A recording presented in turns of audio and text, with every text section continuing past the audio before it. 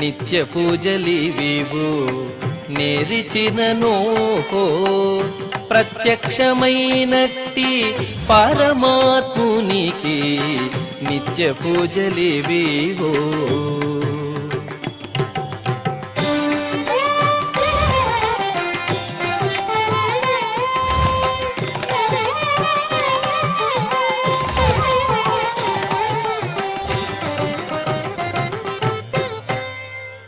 ఓం నమో వెంకటేశాయ.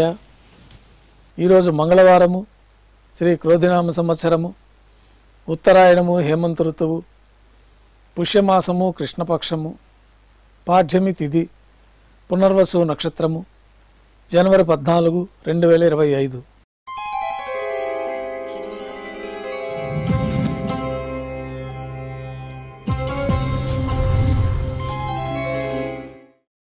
మాధ్యాహ్నిక ఆరాధనలో భాగంగా గర్భాలయాన్ని శుద్ధి చేసుకొని బంగారు పంచపాత్రలో శుద్ధ జలాన్ని నింపుకొని స్వామివారికి ఉపచారాలు సమర్పించి తులసీదళములతో అష్టోత్తర శతనామార్చన నిర్వహించి మాధ్యాహ్నిక నైవేద్యంలో భాగంగా అన్నప్రసాదాలు, పన్యారాలు ఘంటానాదం మధ్య నైవేద్యంగా సమర్పించి భక్తులని సర్వదర్శనానికి అనుమతిస్తారు.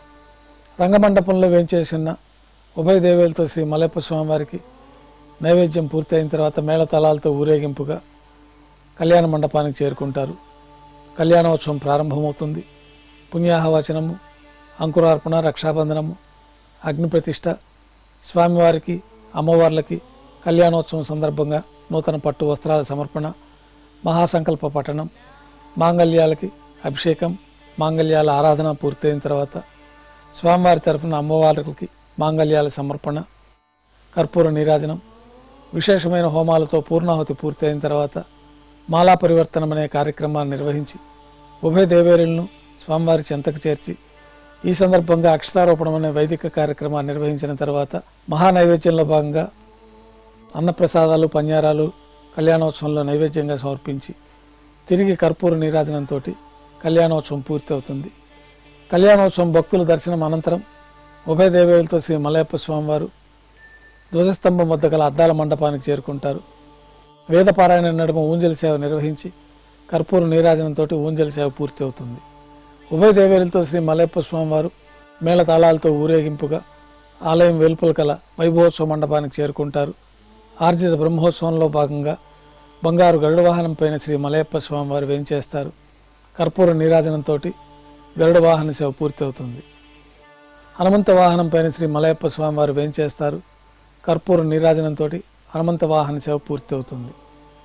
పెద్ద శేష వాహనం పైన శ్రీ మలయప్ప స్వామివారు వేంచేస్తారు.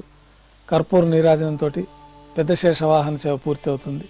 ఉభయ దేవేరులతో కలిపి శ్రీ మలయప్ప స్వామివారికి బంగారు తిరిచిపోయిన కర్పూర నీరాజన సమర్పణతోటి ఆర్జిత బ్రహ్మోత్సవం పూర్తి అవుతుంది.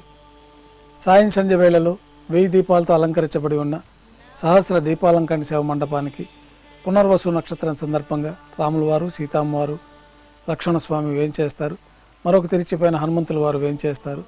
వేదం, గానం, నాదం నడుమ సహస్ర దీపాలంకరణ సేవ నిర్వహించి నక్షత్ర నీరాజనము, కర్పూర నీరాజన సమర్పణతోటి సహస్ర దీపాలంకరణ సేవ పూర్తి అవుతుంది.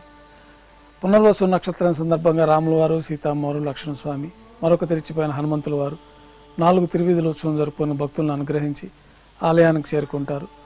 ఆలయంలో పునర్వసు ఆస్థానం పూర్తయిన తర్వాత గర్భాలయంలో వేంచేస్తారు. వెంటనే రాత్రి తోమాల సేవ ప్రారంభమవుతుంది. గర్భాలయంలో ఉదయం సమర్పించిన పుష్పమాలికలు సల్లింపు చేసుకొని సాయంకాలం తోమాల సేవలో భాగంగా బంగారు పంచపాత్రలో శుద్ధ జలాన్ని నింపుకొని శ్రీ వైకానస భగవత్ శాస్త్రోక్తమైన విధానంలో స్వామివారికి, ఉత్సవమూర్తులకి ఉపచారాలు సమర్పించి కొత్త పుష్పమాలికలతో మూలమూర్తికి, ఉత్సవమూర్తులకి అలంకరణ జరిపి చతుర్వేద మంత్రాలతో మంత్రపుష్పాన్ని సమర్పించి నక్షత్ర నీరాజనము, కర్పూర నీరాజనంతో రాత్రి తోమాల సేవ పూర్తి అవుతుంది. అష్టోత్తర శతనామావళితో అర్చన జరుగుతుంది. రాత్రి నైవేద్యంలో భాగంగా అన్నప్రసాదాలు, పన్యారాలు, దోశ ఘంటానాదం మధ్య నైవేద్యంగా సమర్పించి తిరువీస నైవేద్యం పూర్తయిన తర్వాత భక్తులని సర్వదర్శనానికి అనుమతిస్తారు. రంగనాయకుల మండపంలో వేంచేసి ఉన్న ఉభయ దేవేలతో శ్రీ మలయప్ప స్వామివారికి సాయంకాలం ఆరాధన కార్యక్రమాలు పూర్తయిన తర్వాత పెద్ద శేషవాహనం పైన వేంచేస్తారు. సేనాధిపతి వారు మరొక సింహాసనం పైన వేంచేస్తారు.